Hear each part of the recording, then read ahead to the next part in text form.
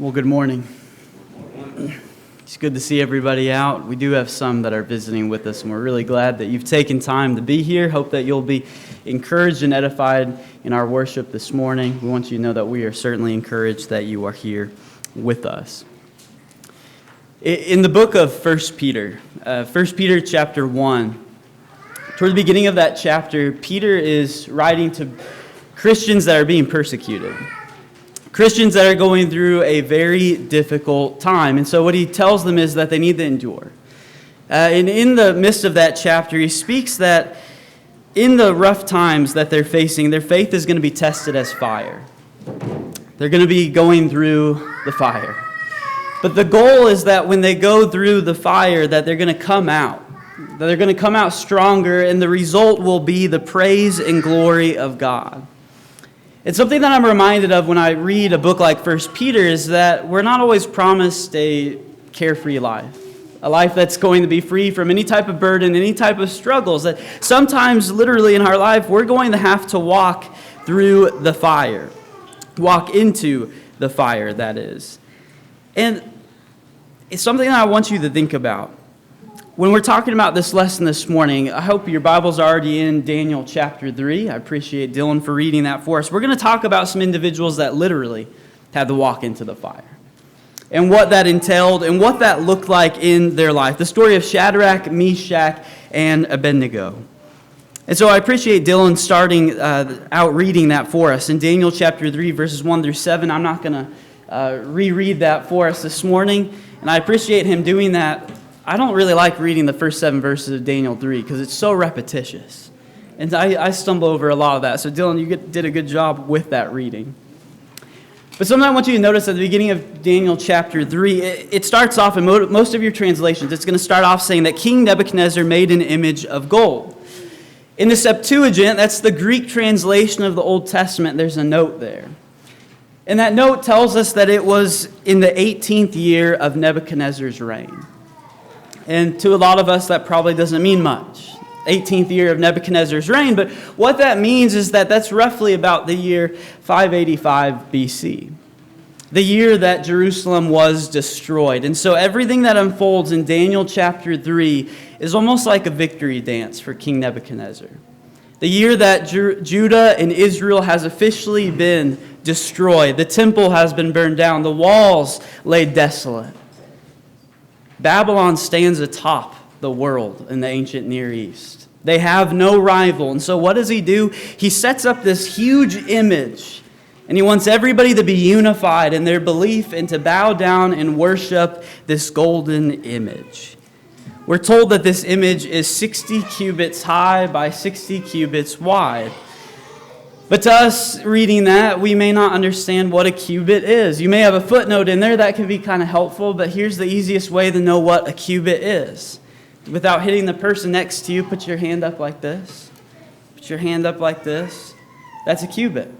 Simple as that. From the fingertip to the elbow, the whole length of your forearm, they would take on average an average adult male, and that's typically about 18 inches, and so that's a cubit. Something that I learned this week that I didn't know is, what if somebody has really long arms? That's a long cubit. That's 21 inches. They have that as well. Something that I didn't really understand, but hey, they had that into account. But I want you to understand how big that would be, because I see 60 cubits by 6 cubits. We can do the math at 90 feet, but how tall really is 90 feet when we think about this image? I couldn't find anything that was 90 feet tall. But many of us know the Hollywood sign, and every single one of those letters is exactly 45 feet tall. And so if you were to double those letters in height, they're a little bit wider than 9 feet. But I mean, you think about, that's 45 feet, and you can see that as it sits outside of Los Angeles. You can see that from miles away. How tall a 90-foot statue would have been made of pure gold. That would have stuck out. People would have been able to see it. And Nebuchadnezzar, that's what he's wanting. People to see this great and large statue. We're never told if this image is of Nebuchadnezzar himself or it's one of their gods. We can discuss that all day, but we're really not told. But it is interesting that if you go back to Daniel chapter 2 and verse 38, That in the previous chapter, that's when Daniel interprets the dream for the king. And in Daniel 2 and verse 38, Nebuchadnezzar is told that he's the head of gold of that statue.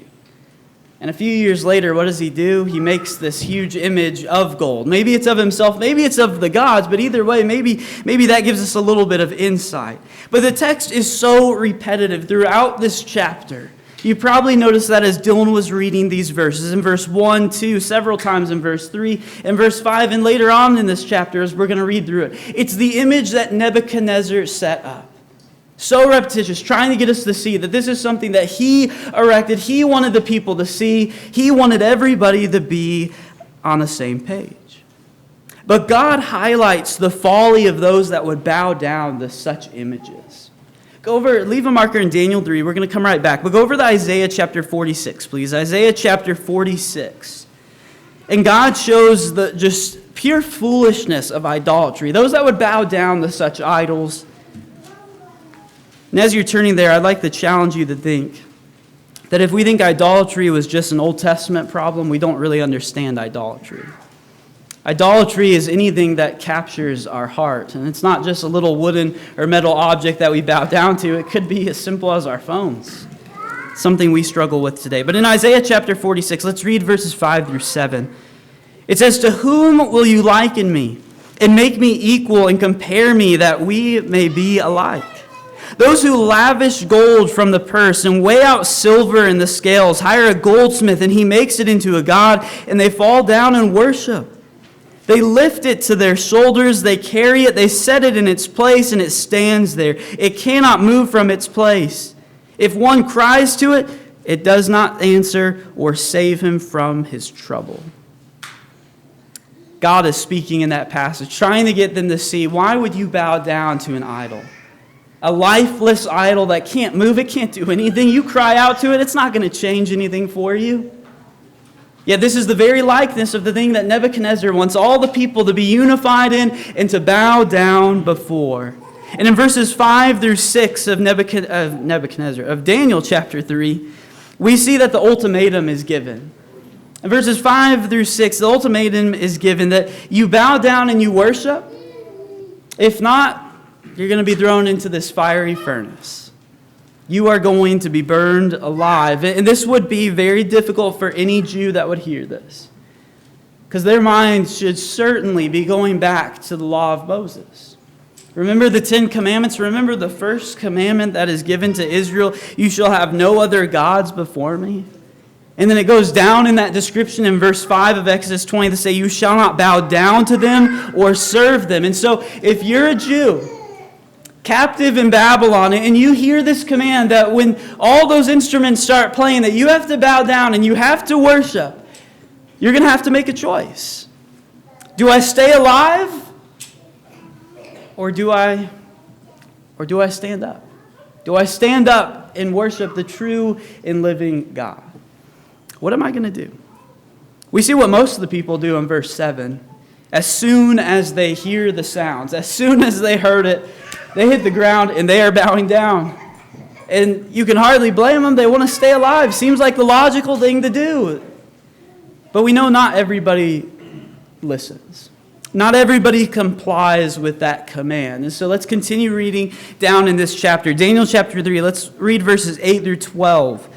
As some of the enemies of these Jews will bring some accusations. It says in Daniel 3, verse 8, "Therefore at that time, certain Chaldeans came forward and maliciously accused the Jews. They declared to King Nebuchadnezzar, 'O king, live forever. You, O king, have made a decree that every man who hears the sound of the horn, pipe, lyre, trigon, harp, bagpipe, and every kind of music shall fall down and worship the golden image. And whoever does not fall down and worship shall be cast into a burning fiery furnace. There are certain Jews whom you have appointed over the affairs of the province of Babylon, Shadrach, Meshach, and Abednego. These men, O king, pay no attention to you. They do not serve your gods or worship the golden image that you have set up.'" I want you to notice the intent of these men that bring these accusations. The ESV that I'm reading from, it says that they do it maliciously. The idea of that word is oftentimes in the Hebrew, in the Old Testament, ascribed to animals, the idea of picking something apart. That's what they want to happen to these Jews that are defying the king's decree. And, I've always wondered, why do they do this? Why do they tattletale? Why do they snitch on these people that aren't bowing down? I don't know. That's the short answer. I don't know why they do it. Maybe they're jealous of foreigners rising through the ranks. Maybe they're jealous of their authority, of their power. Maybe they just want to see others be ruined. And so they serve them up to the king on a silver platter. In verse 11, just kindly reminding the king of what he set in place. Hey, remember that decree you said, if people don't listen to it, this is the punishment. Just kind of setting that reminder in the king's ear. But let's continue reading. And now that we see that the king's been made aware that there are some that are not following this, notice what happens. Daniel chapter 3, verse 13, it says, Then Nebuchadnezzar, in furious rage, commanded that Shadrach, Meshach, and Abednego be brought. So they brought these men before the king. Nebuchadnezzar answered and said to them, Is it true, O Shadrach, Meshach, and Abednego, that you do not serve my gods or worship the golden image that I have set up? Now if you are ready, when you hear the sound of the horn, pipe, lyre, trigon, harp, bagpipe, and every kind of music, to fall down and worship the image that I have made, well and good. But if you do not worship, you shall immediately be cast into a burning fiery furnace. And who is the God who will deliver you out of my hands? In verse 16, Shadrach, Meshach, and Abednego answered and said to the king, O Nebuchadnezzar, we have no need to answer you in this matter. If this be so, our God whom we serve is able to deliver us from the burning fiery furnace, and he will deliver us out of your hand, O king. But if not, be it known to you, O king, that we will not serve your gods or worship the golden image that you have set up. Nebuchadnezzar, in verse 13, he is personally offended by what happens. We notice that his facial expressions change. He is heated by what has happened. But despite his anger, I want you to notice something about King Nebuchadnezzar, that he acts with justice, doesn't he? He gives them a hearing. He gives them a chance. He doesn't just accept blindly what people say happened. He has them brought forth and he says, is it true? Is it really true that you will not worship my gods, that you will not bow down before this image that I have made? And it's almost as if he's like, I've heard that this has happened, but here's your chance. He gives them the second chance. If you bow down, notice what it says, well and good. We'll move on from this. But if you don't, you are immediately now going to be cast into the fiery furnace. And I want you to see verse 15. That has to be one of the key verses in this entire chapter. One of the themes of even the book of Daniel is that God reigns. God is in control. And Nebuchadnezzar is challenging that core idea in verse 15. At the end of that verse, who is the God who will deliver you out of my hands?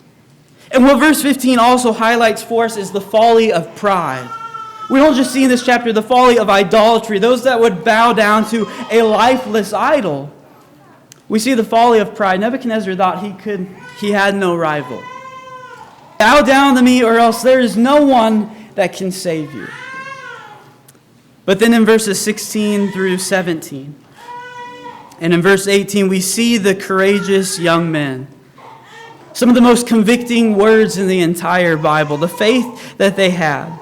They are not moved by the king's threat. But I think it's important that we notice as well from these verses that their confidence and the loyalty of Shadrach, Meshach, and Abednego, I don't think that it is fixed on that they were certain that they were going to be delivered. I don't think as they are saying these words, they believe that if they go into that fiery furnace, they will be saved. I think rather what they are saying, when you study those words carefully, they're saying our God is able to, if he so chooses, to save us. But the only thing they say that is for certain is we're not going to bow down. We're not going to worship that image. So there's nothing else that needs to be said. Throw us in. What faith? They would rather die than bow down to this golden image. Let's finish reading this chapter, verses 19 through 30 of Daniel 3.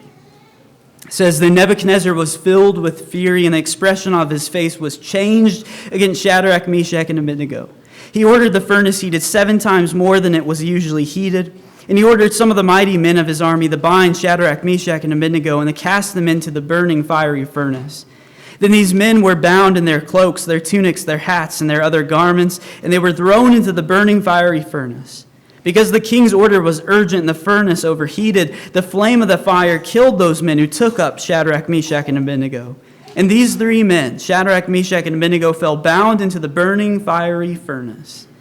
Verse 24, Then King Nebuchadnezzar was astonished and rose up in haste. He declared to his counselors, Did we not cast 3 men bound into the fire? They answered and said to the king, True, O king. He answered and said, But I see 4 men unbound walking in the midst of the fire, and they are not hurt. And the appearance of the 4th is like a son of the gods.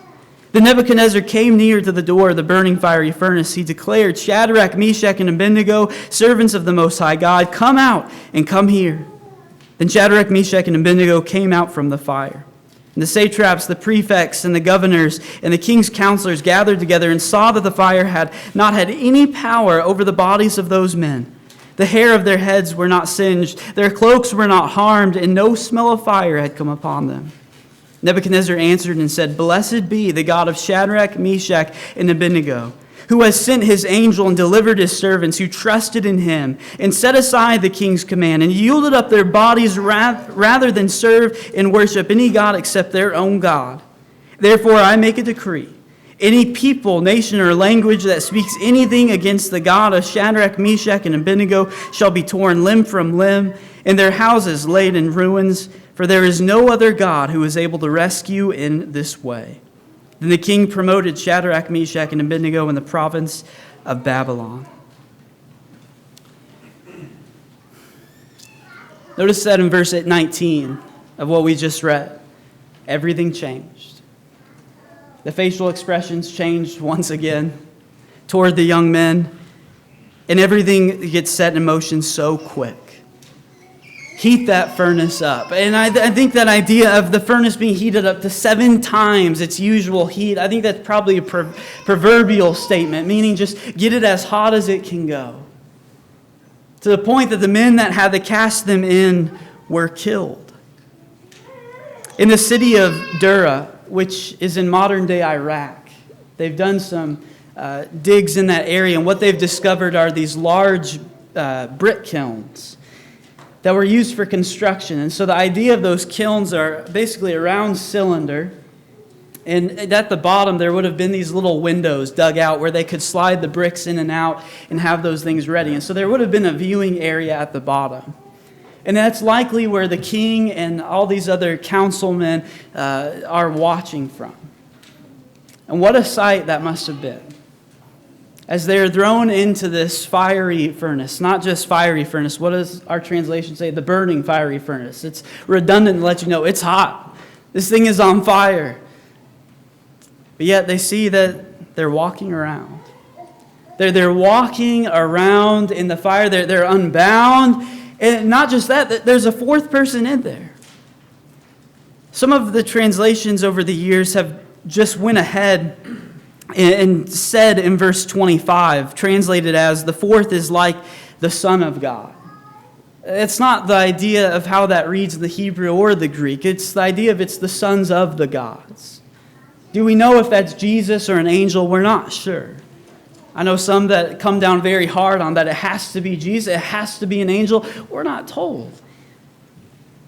But we do see one thing for sure. The 3 boys, they end up coming out untouched. Their hair is not singed.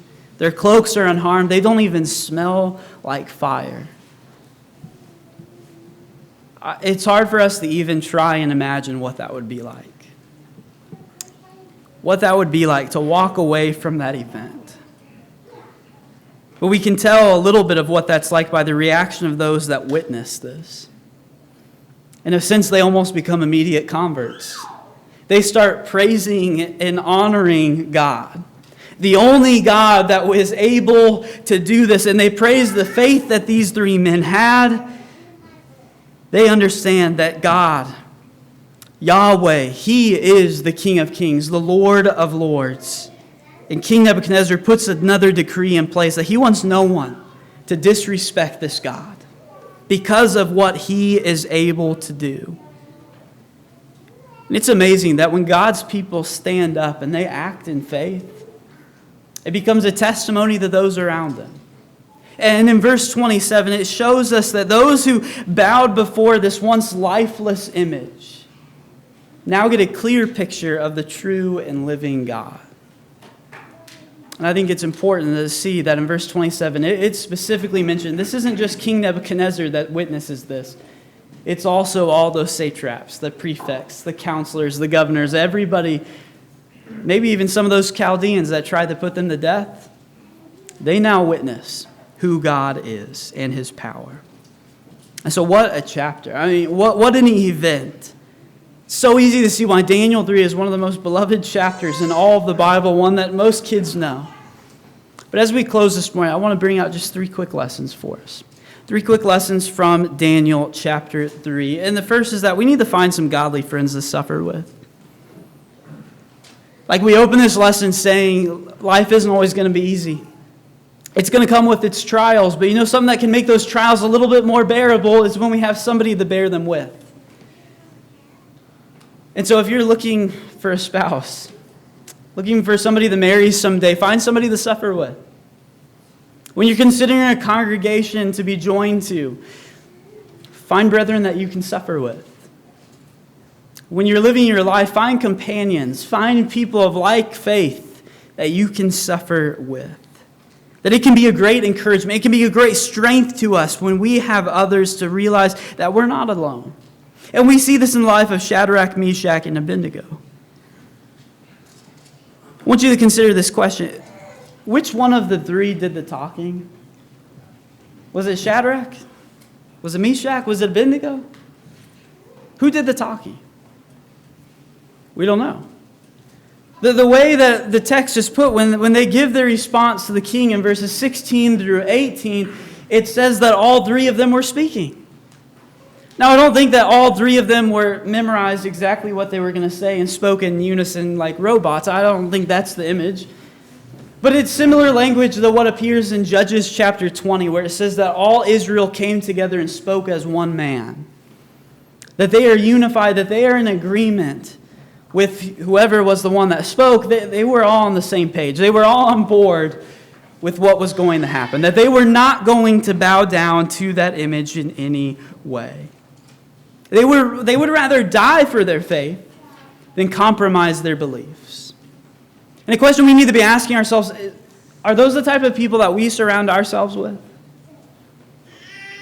What are the type of friends, the type of companions, the type of colleagues, the type of people that you have in your life? Are they people that build you up? Are they people that hold you accountable to your faith and to your beliefs? Are they people that maybe entice you to sin?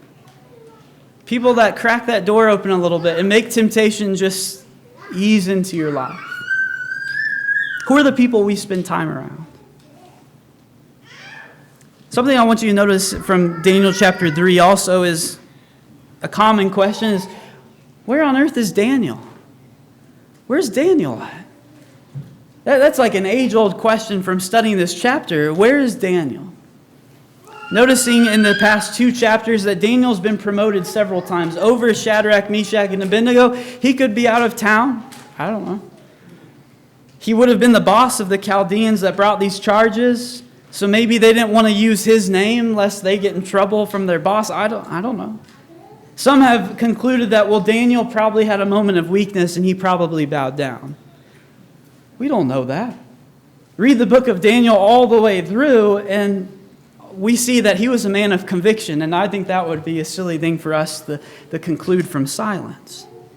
But the point of why I bring Daniel out in this is from chapter 1, we see that he was almost the clear leader of these young men. And it reminds us that our faith needs to be individualized. We can't always depend and rely on other people.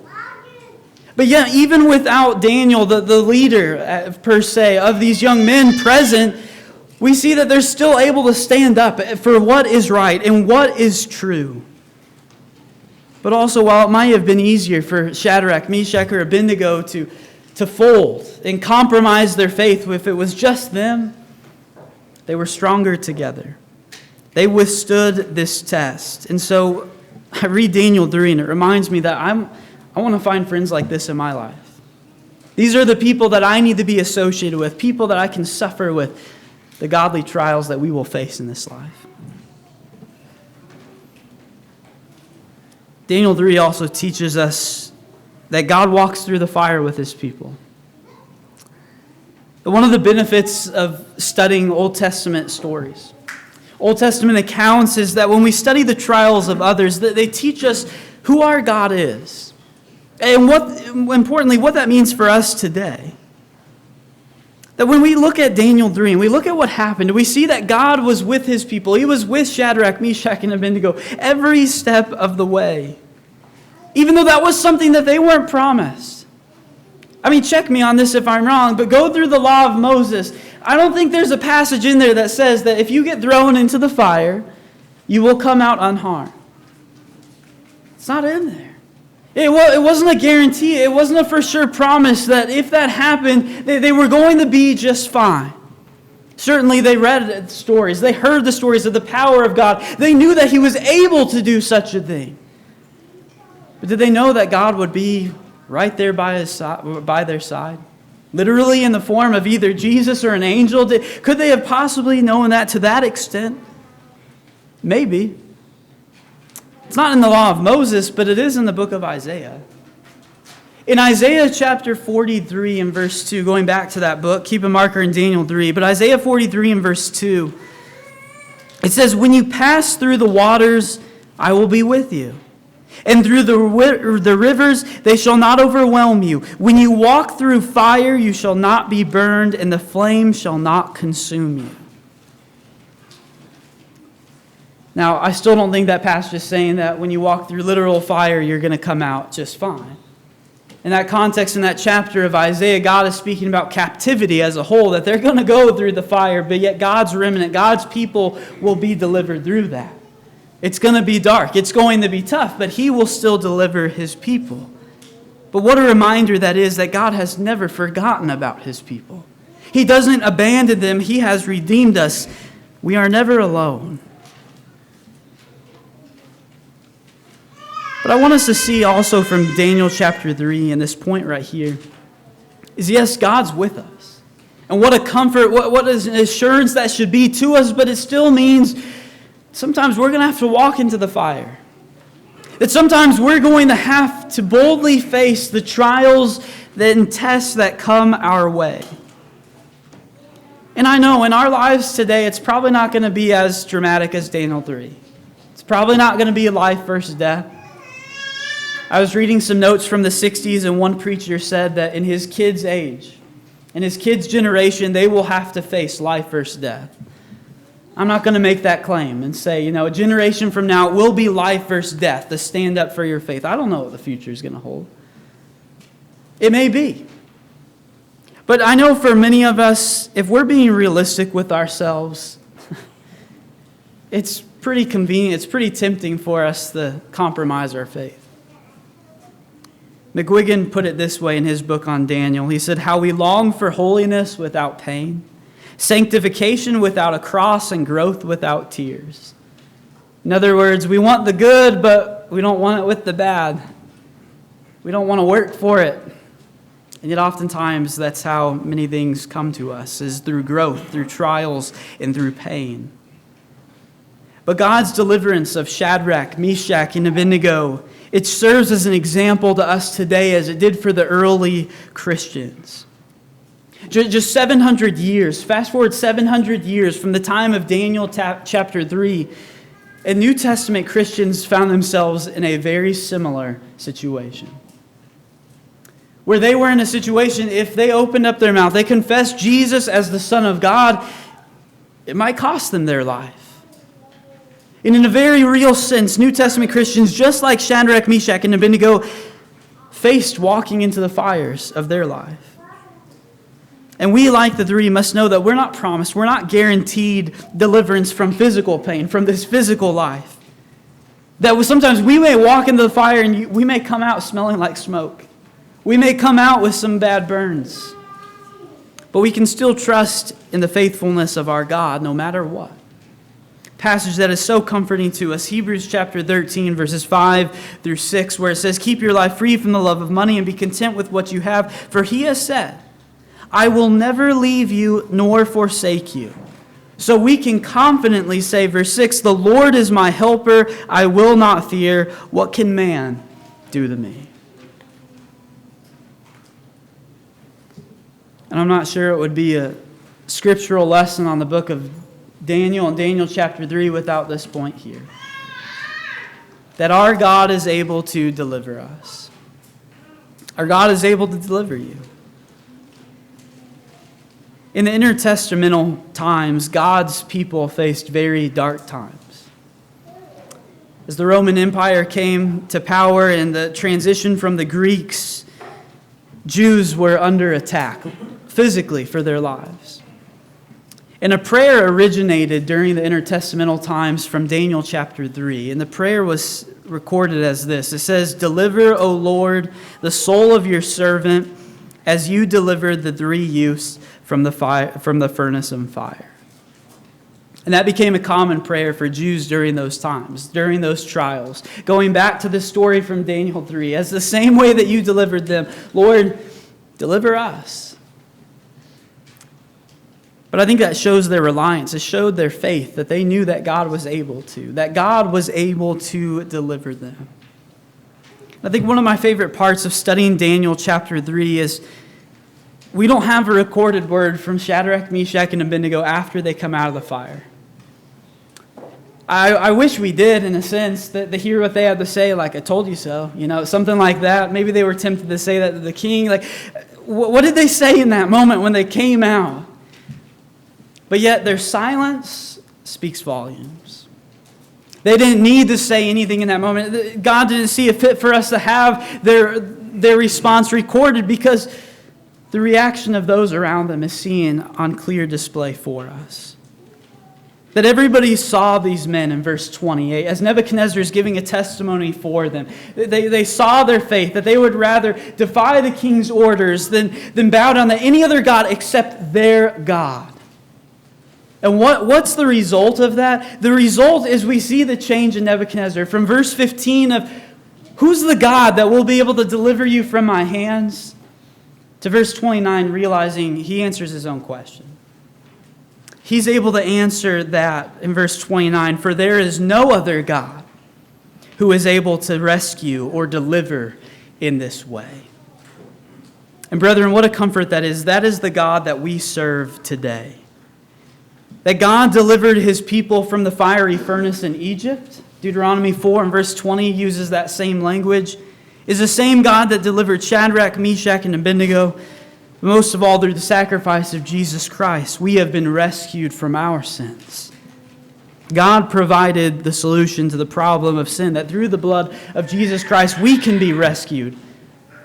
We can be saved. And no other God is able to do that except for our God. And so this Old Testament story, it points to the New Testament and the deliverance that we enjoy from sin through the sacrifice of Jesus. And so if you're here this morning and you're not yet a Christian, understand that God is able to deliver you. To deliver you from whatever pain, whatever struggles, whatever temptations, whatever past that you're dealing with, whatever you're facing, whatever will lie ahead. Through the sacrifice of Jesus, you can be cleansed. You can be made free of your sins. And so I would invite you, please, to come enjoy the freedom that can be found in Christ. So if you're here this morning, subject to heaven's invitation, we invite you to come to the front as we stand and sing the song selected.